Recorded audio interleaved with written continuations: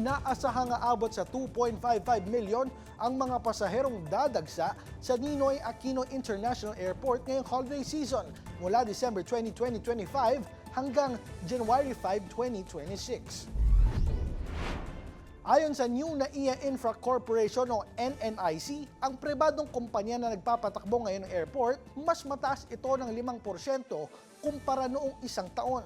Tinatayang 13,700 flights ang mahahawakan ng NAIA, kung saan sa Terminal 3 ang may pinakamalaking pagtaas. Noong Sabado, December 20, naitala ang pinakamataas na bilang ng pasahero sa kasaysayan ng NAIA, kung saan 171,306 na pasahero at 950 flight movements ang na-process. Karamihan dito ay dumaan sa Terminal 3 na may higit 90,000 na pasahero. Ayon sa NNIC, patuloy na lumalagpas sa kapasidad ng disenyong operasyon ng NAIA dahil sa matinding holiday traffic. Ang Terminal 3 ang pinakamalaki at pinaka-busy na naglilingkod sa parehong domestic at international flights.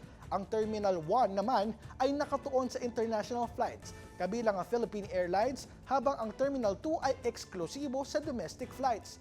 Bago isinara, ang Terminal 4 ay nagsilbi sa short-haul domestic flights ng mas maliliit na airlines. Ayon sa NNIC, nakatulong ang mga operational at facility upgrades simula nang sila ang namamahala sa NAIA, higit isang taon na ang nakalipas.